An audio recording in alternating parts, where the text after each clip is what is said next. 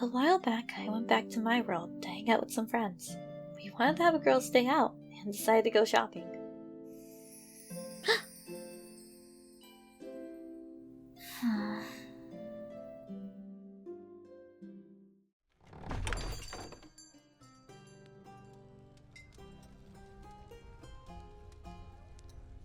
I noticed while we were shopping that an outfit caught your eye, but you hesitated and ultimately didn't get it.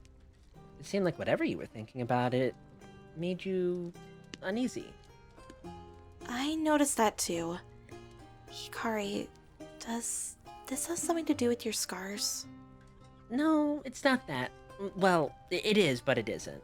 It's more so she feels undeserving and that others shouldn't have to see that. These two. Of course they would notice. Scarlet is an amazing wizard with an eye for detail. We actually first met at a shop selling all kinds of magical items, and nothing gets past her. Aurora is a sweet bard who has dabbled in some rogue antics. You can blame her apothecary husband for that. Some of you may know of her, but to keep it simple, this is Aurora from the time I come from. Yeah, you caught me. I just have bad experiences back where I come from. My scars made everyone uncomfortable. Everyone? No. Most people, I guess. I mean, it was fine with my family. And I guess there was one other person. No. It's hard to explain in words. You're both capable magic users, so it would probably be easier if you used your magic to look back at my childhood. Just know that it isn't very pleasant.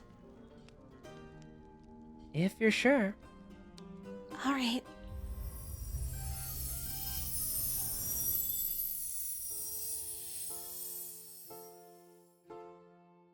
And Mika, you sure you're gonna be alright while we're gone? Yeah, I'll be fine. Bye-bye.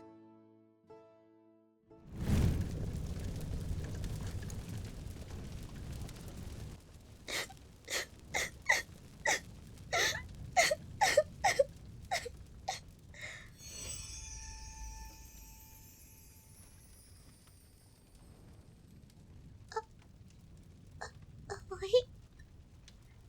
Is that the way out?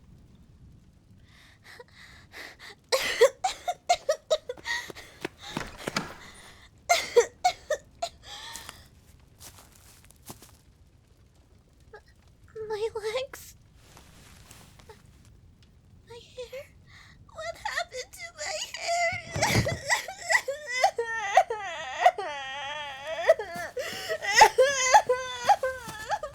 Mika, there you are. I was so worried. I'm glad you're all... I'm so sorry. I couldn't protect you. Ay, mija. Perdóname.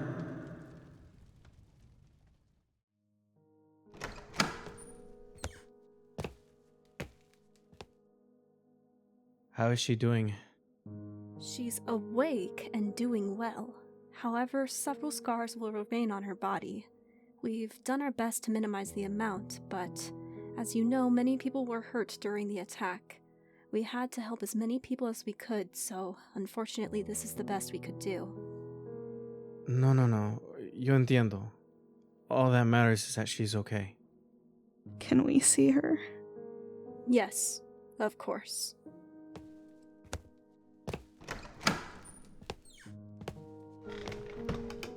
Mija, how are you feeling?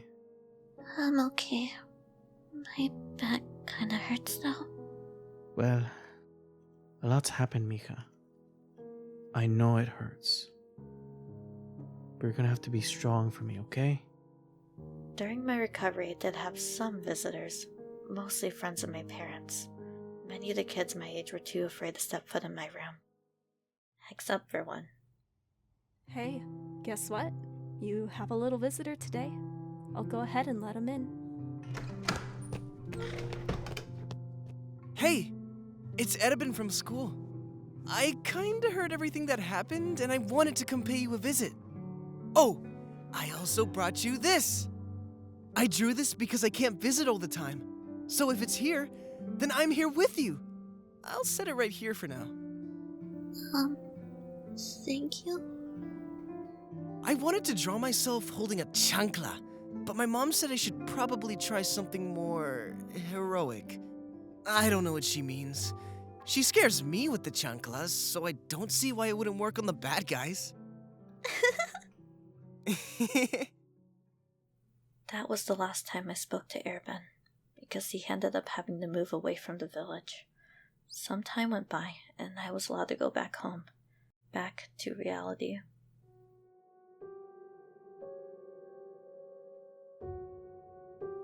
My name is... I'm a half-elf.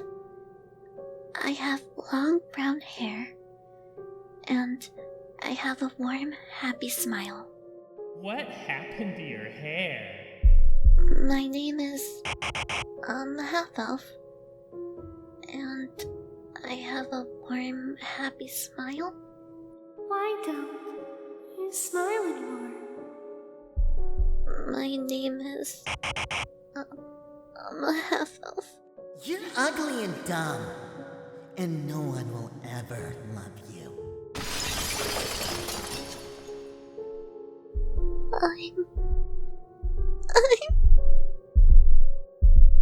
Mama, Papa, am I ugly? Honey, why would you ask a question like that? Mija, eso no es cierto. That's not true. You're beautiful, and we love you. I tried to believe that, but the voices wouldn't stop. Hey, I heard that magic is getting better. Maybe they could do something about your ugly face. What? Are you gonna cry like you usually do? Are you really going to give them what they want? You're already so hard on yourself. What's the matter what other people think? If you're going to worry about them too, you and I will never make it. They don't know a thing about what you went through, and we don't need them. Besides, you and I both know that at the end of the day, there's nobody coming to save you. This isn't some story. There's no prince, no knight, no church, and no god that is going to come save you. Besides, look at it this way. Even your own father couldn't save you.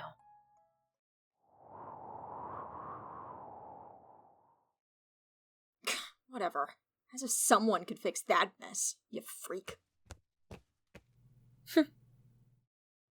I stopped giving people the reaction they wanted out of me. To be honest, I stopped caring for people and started to look down on them. Without knowing, I became a selfish monster. Until one day. Oh, hey!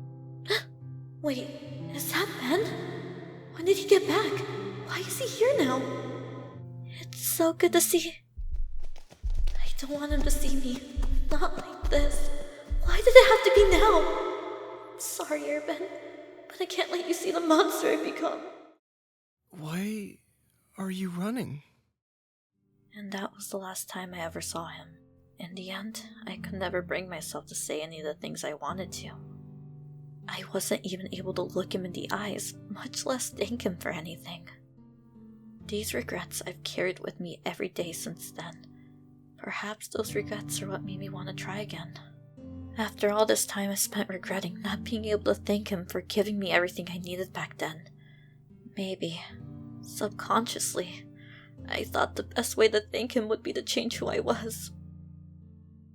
You're right. You have changed. You've gotten so strong, so brave, and become such a warm presence in our lives. Life wouldn't be the same without you. You've been through a lot. More than anyone should ever have to go through. But you've grown into a beautiful, amazing woman. You should take pride in who you've become. A kind cleric who's changed many lives. Mine included. Thank you. I don't want to carry this regret any longer. It's time I say what I should have said all those years ago. Dear Eirben, it's been a while. I do hope you're doing well. Sorry for the random letter out of nowhere, but there's something I've been meaning to tell you for quite some time. After the attack on the village when we were kids, what you did for me meant so much. You may not have thought much of it at the time, but you made me forget about all the bad things that I was going through. But more importantly, you were the first person my age who wasn't scared, who could see past the scars and accept me. So, thank you. The reason I avoided you back when we were teenagers was because I wasn't proud of who I was. Many people were mean to me, and it made me bitter and unhappy. It wasn't till I saw you again that I realized it, and for that, I'm sorry. I shouldn't have done that when you were once again being so kind to me. I hope you can forgive me for that.